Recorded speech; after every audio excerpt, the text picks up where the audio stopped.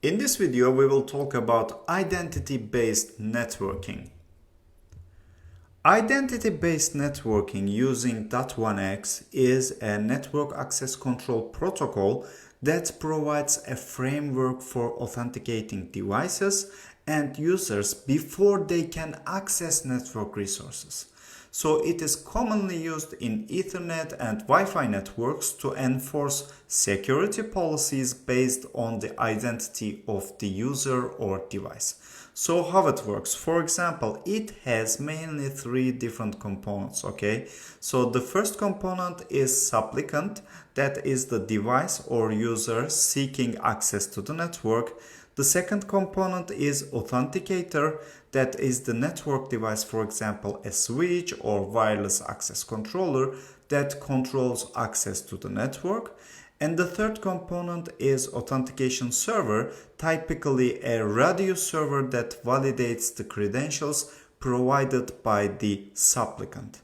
So how the authentication happens? First of all, when a supplicant connects to the network, it sends a request to the authenticator, and then the authenticator requests authentication credentials from the supplicant using Extensible Authentication Protocol EAP, and then the supplicant submits its credentials like username and password to the authenticator. Then the authenticator forwards these credentials to the authentication server, which is a radio server, and the authentication server verifies the credentials and sends a response back to the authenticator, and based on the server's response, the authenticator either grants or denies access to the network. If access is granted, the supplicant is placed in the appropriate VLAN or assigned specific network policies. By the way, supplicant is referred as client also.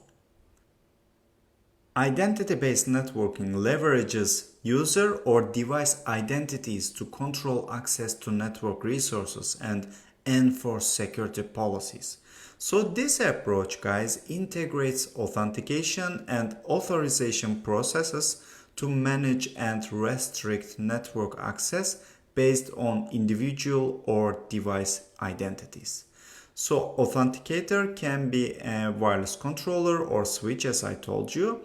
And in this method, users are assigned to a VLAN that is related with their identities. So users who do not perform the required validation will not be taken to the system or can be taken to the guest VLAN and etc.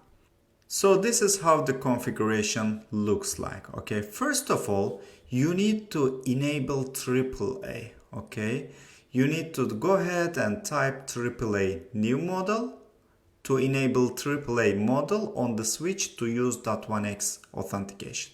Okay, in the second step, you need to configure the radio server. Okay, same like in here.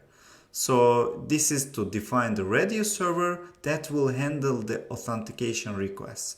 And we have something in here like key, and that is the shared secret used to communicate with the radio server.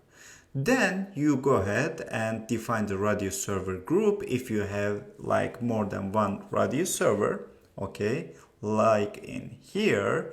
And then you go ahead and define the IP address of your radio server. Okay, there is a command in here again in config mode that you need to run AAA authentication .1x default and mapped with the radius group. Okay, so this is used to configure AAA on a Cisco device to use a specific radius server group for .1x authentication.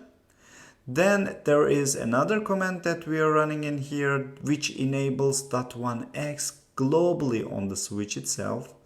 And then I'm going to the interface that I want to apply .1x authentication, and I'm typing the .1x port control auto command which configures the port to automatically start the .1x authentication. Okay guys, that's pretty much it from my side, and thank you so much for listening to me.